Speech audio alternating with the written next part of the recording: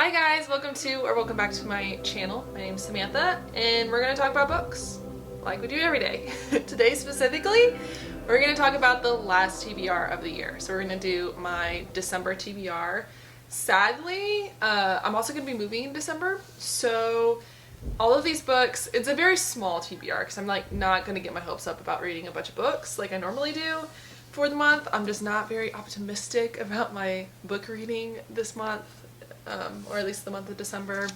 So all of these books are audiobooks or ebooks that I found. I think there's only one or two books that aren't, and I'm hoping that I'll get to those at the end of the month after we've moved. But other than that, let's dive right in. So I don't have this book with me right now. It's actually in the living room with my kids. But Gardens of the Moon by Steve Erickson, I'm about 200 pages into that, and I'm going to continue to read that throughout the month.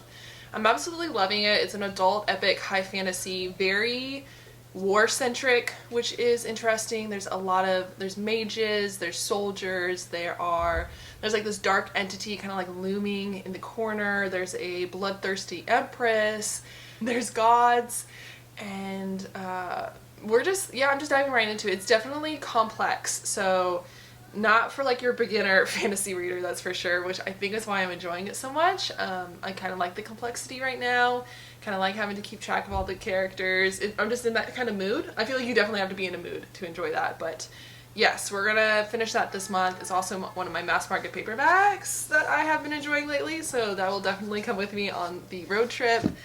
Other than that, let's get into it. Another physical book that I'm hoping to read this month, it's going to be Restless, Slumber by KJ Sutton. So this is the second book to Fortuna Sworn by KJ Sutton. And yeah, it's kind of like it's a spin-off of ACOTAR, which I really hate to say because it is original in some aspects. But the first book was so reminiscent of ACOTAR, I couldn't really get into it because I kept comparing it. However, here, as the series goes along, it gets a lot better. This is definitely a little bit more dark. So the concept is that Fortuna herself gets thrust into the fairy world. She's torn away from the human world, taken to the fairy world in order to save her brother. Her and her brother, or her only, if I remember correctly actually, she is a nightmare, so she can sense people's worst nightmares. She can, and then use that against them. And I think she also dreamwalks a little bit, if I remember correctly, but basically she gets in with the prince and she does a series of trials to become Queen of Fairy. So like I said, very ACOTAR inspired, but I'm hoping that this is going to get a little bit darker because there's definitely a lot more dark, more adult aspects than there were in ACOTAR, and I hear it only gets better. So I am holding my breath. I'm going to read the second one and we are going to find out if I continue to like it. Alright, the next one, it has been a while since I've done a Greek retelling. I just haven't been into it, so I'm going to try 1,000 Ships by Natalie Hines. I bought this like a couple months ago. It was a recommendation from Noelle Gallagher, who loves Greek retellings as well. This is about the women during the Trojan War, so this is their perspective. I believe you follow 3 different women. There is a princess, a goddess, and just a girl. And you follow their perspective of the Trojan War and what happens. So yeah, I'm excited about this as well. I'll give you guys an update on that. I love this cover too. I like the blue and the gold. A sucker. The next one's going to be an audiobook that I'm going to be listening to, and that is A Magic Steeped in Poison. I believe this is YA. I could be wrong, but I bought this a couple of weeks ago, or a month ago now. I loved this cover. This cover is absolutely gorgeous. I also like the concept of a magic system based off of tea. Basically, I'll tell you a little bit about this. The main character, Ning, she accidentally poisons her mother, who dies, and she puts her sister into like a coma, a poison-induced coma, in order to cure them. She enters a tournament to be granted one wish from like this magical empress, and she's hoping to save her sister.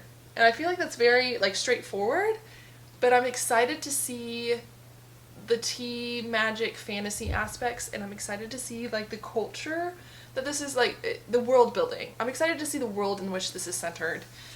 So yeah, and I love this cover. I love it so much. Alright, the next two are classics that I've picked up recently.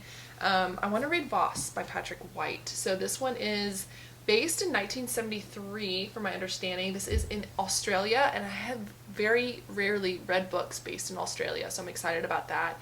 This is also about like a young couple. One of them, his name is Voss. He goes across the desert, the Australian desert, and on his way through the Australian desert, it's a quest, so he deals with, it says, hardship, mutiny, and betrayal. And he left his love, Laura, in Sydney.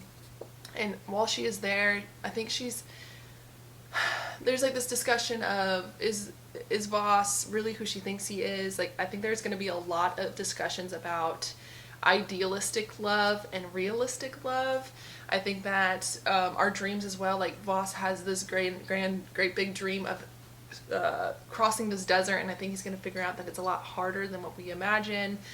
So a lot of disillusionment, I think, is the discussion that's going to happen a lot in this book, and I'm excited about that. I'm always up for a adventure story with a love aspect. So yeah, we're gonna dive into this one as well. I haven't heard anything about it. This was kind of like a random pickup for me. So if you have read this book, please tell me down below what you guys thought of it. Maybe it's really bad and I'm wrong for that. The next book I didn't get to last month, and it's East of Eden by John Steinbeck. This is my favorite book of all time. I'm gonna do a vlog because this is my third reread of this book, and I think it might be interesting to kind of take you on the journey of this book and why I love this book so much. So I'm not going to talk about it too much here, but basically I'm rereading this book. I do it every year, and as I'm reading, I'm going to be annotating for my kid. I got this really great idea from another bookstagrammer. I'll put her handle down below. We actually do a lot of buddy reads together. Shout out to Jessie. And she did this with her favorite Agatha Christie book for her kids. Basically, she annotated, she put notes, and wrote to her kid while she read the book. She did it while she was pregnant, so it was a really good idea, but I decided I would go ahead and do it. My kid is 2 years old now. And then I'll hand this book off to him when he, I don't know, maybe graduates high school or gets married or some sort of big life aspect that happens. I will feel the urge to hand over this book to him so that he may read it and see what his mom thought about it. I think it might be a little fun adventure for him. But yeah, that's it, actually. Let me think. Yeah, I have some NetGalley reads, but I don't know if I'm going to get to them this month. But yeah, I don't think I'm stressing myself out too much this month. We're just going to go with it. I've got an audiobook, I got the ebook, and then this one I'm going to have to physically read, and this one I'm going to have to physically read along with Gardens of the Moon. But I think we can do that. These two are definitely going to be when we're moving, and I might actually find another audiobook, so we might have to throw in another audiobook in there at some point. But this is the stack. Not too crazy. Not too crazy this month. Alright, tell me what book you want to read before the end of the year.